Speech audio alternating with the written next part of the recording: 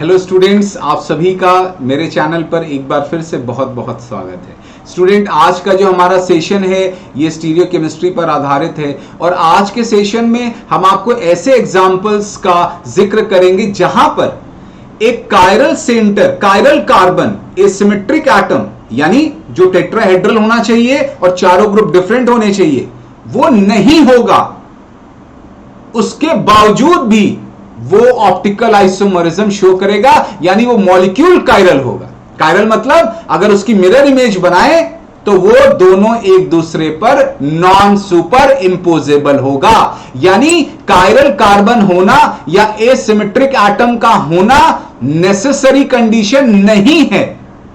Necessary condition क्या है? बस मिरर इमेज बनाइए, अगर नॉन सुपर इंपोजेबल हुआ तो 100% ऑप्टिकली एक्टिव है। कायरल कार्बन या एसिमेट्रिक एटम हो चाहे मत हो, इसके कई इंपॉर्टेंट केसेस, कम से कम 5-6 अलग अलग उदाहरण आज हम आपके सामने रखने वाले हैं। तो इसी प्रकार से आप बने रहिएगा और आशा करते हैं आपको मेरे वीडियोस पसंद आ रहे होंगे। डिस्क्रिप्शन बॉक्स में हम सारे लिंक्स को रखते हैं, कहीं कोई भी अगर आपको पुराना वीडियो देखना है आप वहीं पर क्लिक करके आप वीडियोस को देख सकते हैं।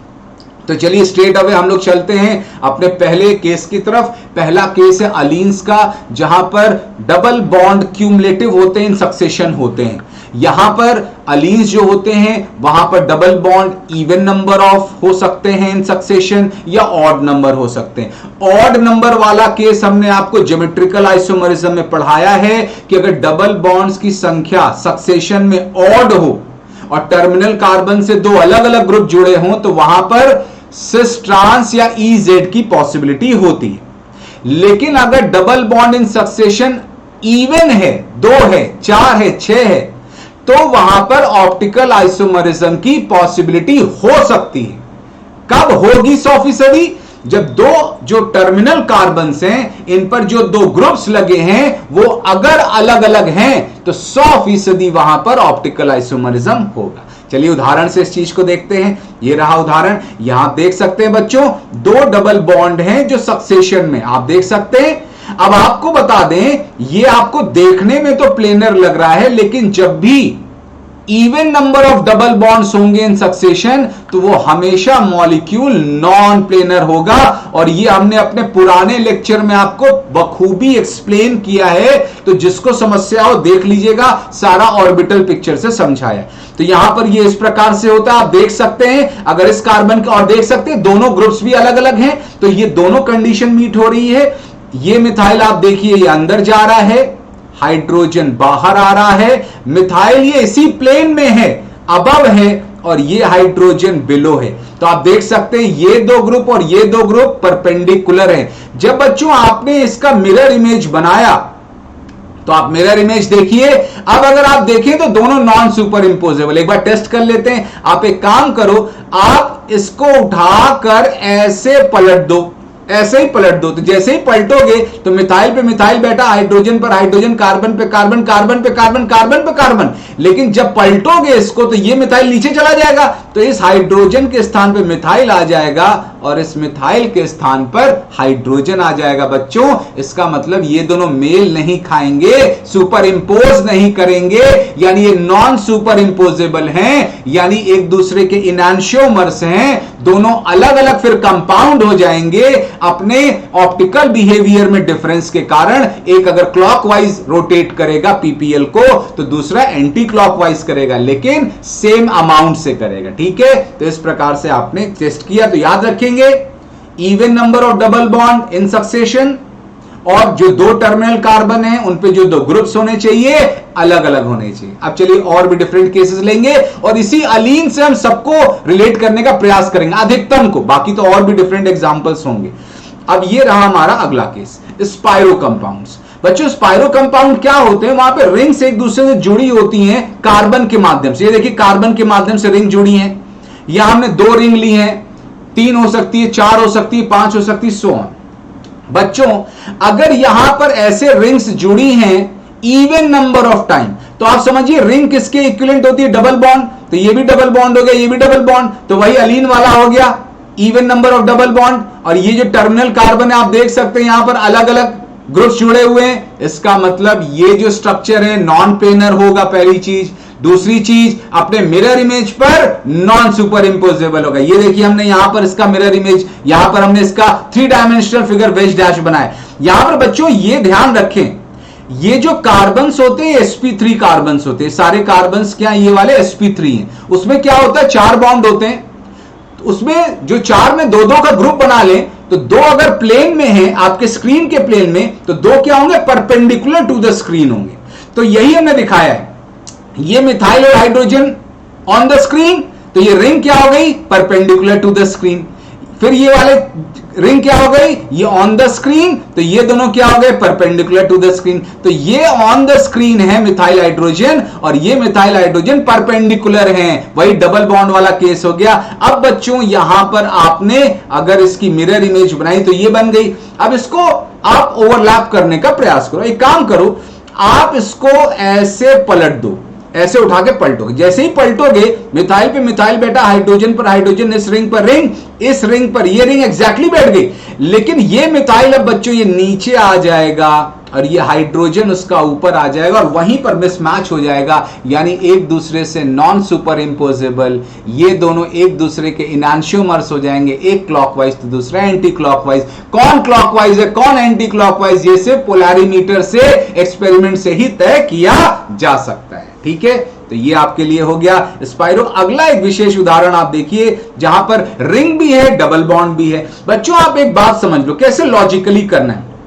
आप समझो, ये रिंग डबल बॉन्ड की इक्विवेलेंट हो गई और ये डबल बॉन्ड है ही, तो अगर इसको इक्विवेलेंट आप एक स्ट्रक्चर से देखो तो डबल बॉन्ड 2 डबल बॉन्ड हो गए, इवन नंबर। और ये कार्बन से आप देख सकते हो 2 अलग ग्रुप जुड़े हैं, इस कार्बन से आप देख सकते हो 2 अलग ग्रुप। तो सारी वही कंडीशन जो अलीन में बताए हैं, तो इसका मतलब ये 100% क्या होगा, ऑप्टिकली एक्टिव होगा। ये देखिए हमने इसका 3 डायमेंशनल फिगर भी बनाया है। कैसे, देखिए यहां पर sp3 का जादू है कि ये हाइड्रोजन और ये मिथाइल अगर ऑन द प्लेन है तो ये रिंग के जो 2 आप ऐसे ग्रुप देख सकते हैं, ये परपेंडिकुलर हो जाएंगे। फिर ये कार्बन आप देख सकते हैं, ये कार्बन से डबल, तो यहां पे आप देख सकते हैं ये sp2 हाइब्रिडाइज्ड है। अब ये sp2 है, ये sp2 है, तो सेम प्लेन में होगा, तो ये अंदर जा रहा है तो ये COH भी अंदर जाएगा इनसाइड, और ये हाइड्रोजन बाहर आ रहा है, ये बाहर आ रहा है तो हाइड्रोजन ही बाहर आएगा। तो ये रिंग और ये 2 ग्रुप सेम हो गए, परपेंडिकुलर टू द स्क्रीन हो गए, और ये ऑन द स्क्रीन हो गए। तो ये हाइड्रोजन मिथाइल और ये COH हाइड्रोजन क्या हो गए, एक दूसरे से परपेंडिकुलर हो गए। तो अब यही कंडीशन बन जाती है ऑप्टिकल आइसोमरिज्म की, और आपने जो मिरर इमेज बनाई है, अब आप क्या काम करो, अगर आपने इसको उठा के इस पर पलटा तो COH पे COH बैठा, हाइड्रोजन पर हाइड्रोजन, कार्बन पे कार्बन, रिंग पर रिंग, लेकिन यहां पर हाइड्रोजन नीचे आ जाएगा और मिथाइल ऊपर आ जाएगा, यानी दोनों एक दूसरे पर नॉन सुपर इंपोजेबल इनैंशियोमर्स, एक क्लॉकवाइज दूसरा एंटी क्लॉकवाइज।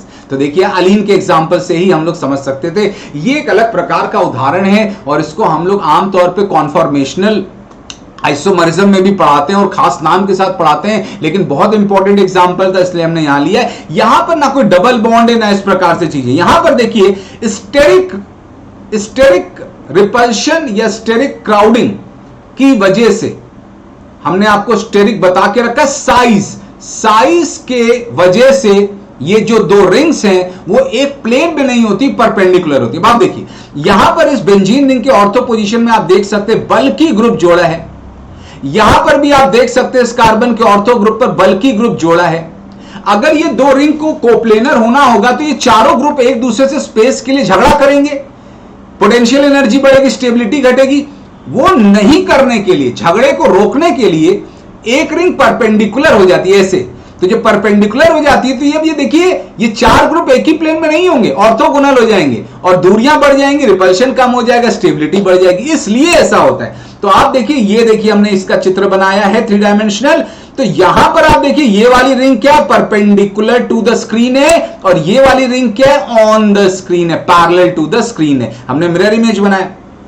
अब अगर आपको इस पर बैठाना, आप एक काम करो, इसको पलट दो। जैसे ही बच्चों आप पलटोगे, अगर इसकी सुपर इंपोजिबिलिटी चेक करनी, जैसे ही पलटोगे तो यहां COH पे COH बैठा, रिंग पर रिंग बैठी, NO2 पे NO2, लेकिन जैसे ही पलटोगे ये COH नीचे चला जाएगा तो इस NO2 के स्थान पर COH आ जाएगा और इस COH के स्थान पर NO2, यानी मैच नहीं करेगा। और इसका मतलब नॉन सुपर इंपोजेबल मिरर इमेजेस यानी एनांशियोमर्स, एक D फॉर्म क्लॉकवाइज, एक L फॉर्म एंटी क्लॉकवाइज, दोनों का मैग्नीट्यूड सेम। तो ये रहा अगला एग्जांपल। अब देखिए एक और बहुत महत्वपूर्ण एग्जांपल है। ये आपको बताएं बच्चों कि आमतौर पे जो साइक्लिक कंपाउंड्स होते हैं उसमें जो ट्रांस होता है बहुत मुश्किल से मिलता है, और ये साइक्लोऑक्टेन का ट्रांस हमने बनाया है। ये जो ट्रांस फॉर्म है साइक्लोऑक्टेन का, ट्रांस क्यों, पहले आप समझ लें कि यहां पर जो डबल बॉन्ड है इसमें आप देख सकते हैं ऐसे एक हाइड्रोजन ये होगा, यह हाइड्रोजन आप देख सकते हैं, हाइड्रोजन ऑपोजिट साइड इसलिए ट्रांस है। तो ये बच्चों पहली बात समझे, ये अल्कीन तो है लेकिन ये नॉन प्लेनर होती है, नॉन प्लेनर होती है। आप देख सकते हैं ये जो बॉन्ड है ये तो सारे प्लेन में, ये प्लेन में कार्बन, प्लेन में कार्बन, प्लेन में कार्बन, प्लेन में कार्बन, प्लेन में कार्बन, प्लेन में कार्बन, ये आउट ऑफ प्लेन है और ये भी आउट ऑफ प्लेन है, तो ये नॉन प्लेनर होता है। आपने मिरर इमेज बना ली बच्चों, ये जो आपने मिरर इमेज बनाई है अगर आप इसको उठाकर इस पर रखते हैं तो आप जैसे ही रखेंगे तो ये वाली चीजें तो मैच कर जाएंगी। जैसे आप इसको ऐसे पलट कर दीजिए, आप इसको उठा के ऐसे 180 डिग्री पलट दीजिए तो ये मैच कर गया, मैच कर गया, मैच कर गया, मैच कर गया, मैच कर गया, मैच कर गया। लेकिन ये जो दो अभी बाहर आ रहे थे ये कार्बन, जब इसे पलटेंगे तो ये अंदर की तरफ हो जाएंगे, ये आप पलटेंगे तो ये अंदर की तरफ हो जाएंगे और यहां पर मिसमैचिंग हो जाएगी, यानी एक दूसरे पर मैच नहीं करेंगे, यानी नॉन सुपर इंपोजेबल, यानी दोनों अलग अलग ऑप्टिकल आइसोमर्स हैं, इनैंशियोमर्स हैं, एक क्लॉकवाइज दूसरा एंटी क्लॉकवाइज। बहुत अच्छा एग्जांपल है ये साइक्लोऑक्टेन का ट्रांस। अब बच्चों हमारा अगला, ये देखिए बहुत ही अच्छा और फेमस एग्जांपल है 2.2 पैरासाइक्लोफेन 2 कार्बोक्सिलिक एसिड का। यहां पर देखिए इस प्रकार से थोड़ा कॉम्प्लेक्स सा स्ट्रक्चर, ऐसे आप साइकिल देख सकते हैं, दो बेंजीन रिंग है। यहां पर आप देखिए ये जो इस प्रकार से ये वाली जो साइकिल है, ऐसे ये वाली जो साइकिल है वो on the plane of screen है और ये बेंजीन रिंग जो है परपेंडिकुलर टू द स्क्रीन है, परपेंडिकुलर टू द स्क्रीन है। तो ये नॉन प्लेनर स्ट्रक्चर है क्या? और क्यों? क्योंकि अगर ये रिंग भी इसी प्लेन में आ जाए, अगर आप सोचे आपको सिर्फ इसका डायग्राम बना के दें तो आप ये चीज अगर सोचे तो मोस्ट ऑफ द स्टूडेंट जैसे ऐसा सोच लेंगे, अगर ऐसा सोचे तो गड़बड़ हो जाएगी। ये CH2 प्लेन में, CH2 प्लेन में, यहां पर ये बेंजीन रिंग भी प्लेन में, ये बेंजीन रिंग प्लेन में, ये CH2 प्लेन में, इधर भी बेंजीन रिंग प्लेन में और ये CH2 प्लेन में। अगर आपने ऐसा बना दिया तो गलत होगा। क्यों? क्योंकि यहां पर ये रिपल्शन बहुत ज्यादा हो जाएगा इन दोनों के बीच में। इसको कम करने के लिए ये बेंजीन ऐसे ना होके ऐसे हो जाती है, तो ऐसे होगी तो देखिए इनके बीच में झगड़ा ज्यादा होगा, दूरियां कम हो जाएंगी। तो ये ऐसे हो जाती है, देखिए कितना स्पेस क्रिएट हो गया, स्पेस क्रिएट हो गया यानी रिपल्शन कम हो गया, स्टेबिलिटी बढ़ गई। अब जैसे ही आपने इसका मिरर इमेज बनाया तो आप देख सकते हैं ये दोनों नॉन सुपर इंपोजेबल हैं। कैसे? आप इसको बच्चों उठा के पलट दीजिए, जब पलटेंगे ऐसे करके ऐसे पलट दीजिए तो CH2 पे CH2 बैठा, ये इस पर बैठा, रिंग पर रिंग, रिंग पर रिंग, ये इस पर, ये इस पर। लेकिन समस्या हो जाएगी, ये COH इधर आएगा और जब पलटेंगे तो ये आउटसाइड है और पलटेंगे तो ये COH कहां चला जाएगा? इनसाइड। तो एक दूसरे पे मैच नहीं करेगा और नहीं मैच करेगा तो नॉन सुपर इंपोजेबल मिरर इमेजेस, इनैंशियोमर्स, एक क्लॉकवाइज दूसरा एंटी क्लॉकवाइज। तो ये सारे हमने आपको आज उदाहरण बताए जहां पर एसिमेट्रिक कार्बन एटम ना होने के बावजूद भी, एसिमेट्रिक एटम ना होने के बावजूद भी ये कंपाउंड्स कायरल होते हैं, यानी अपने मिरर इमेज पर नॉन सुपर इंपोजेबल होते हैं और ऑप्टिकल आइसोमरिज्म शो करते हैं। बच्चों इसी प्रकार से और भी जो महत्वपूर्ण टॉपिक्स हैं, सवाल हैं, आपके लिए हम लाते रहेंगे। आप इसको गौर से पढ़ते रहिएगा और आशा करते हैं मेरे जो प्रीवियस वीडियोस हैं आपको समझ में आ रहे होंगे। और भी हम क्वेश्चंस पर अच्छे अच्छे वीडियोस बनाकर इसको अपलोड जल्दी ही करने वाले हैं और स्टीरियो आइसोमरिज्म लगभग हमारा समाप्त होने वाला है। अब हम लोग जल्दी से रिएक्शन मैकेनिज्म पर आने वाले हैं। तो आगे आने वाले जो भी वीडियोस होंगे बहुत importantly reaction mechanism, SN1, SN2, E1, E2, E1CB, इन सारे मैकेनिज्म पर आपको वीडियोस मिलेंगे। तो इसी प्रकार से आप पढ़ते रहिए और इस घड़ी अपना बहुत बहुत ख्याल रखिए। तो बहुत जल्दी मिलते हैं अगले वीडियो के साथ, तब तक थैंक यू वेरी मच।